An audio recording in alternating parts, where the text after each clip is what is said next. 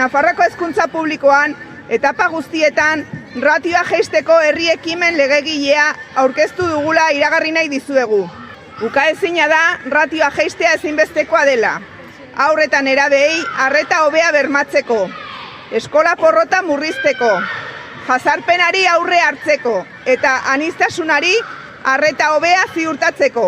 Azken batean, ume zein ikasle guztien ematen zaien hezkuntzaren kalitatea hobetzeko. Jatorria edo baldintza ekonomikoak edozein direla ere. 2024-2025 ikasturtean zehar, 100 kexa aurkeztu genizkion Arartekoari.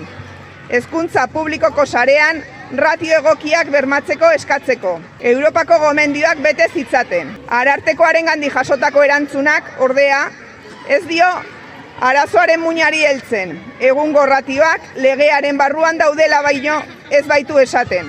Erantzun horren arabera, arazoari benetako irtenbidea emateko legea aldatu beharko litzateke. Beraz, eta hain zuzen ere, hori eskatzeko 2025ko martxoan Nafarroako Parlamentura jo genuen ratioak mugatuko dituen foru lege bat eskatzeko.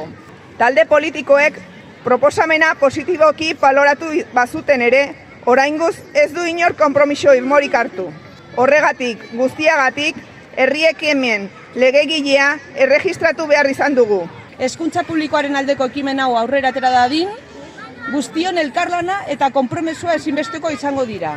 Beraz, hezkuntza komunitate osoari parte hartzera deitzen diogu.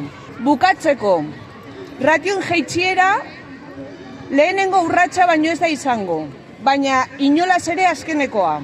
Ez baitugu normalizatu nahi, esaterako orientatzaileen lan sama, jantoki publikoen gabezia, garbitzaileen edo atezainen egoera prekarioa, edo instalazioen egoera txarra, guztion dirua, langileon zergetatik bildutakoa, bidegabeak diren gastuetan xautzen denean, edo interes pribatuetara bideratzen denean.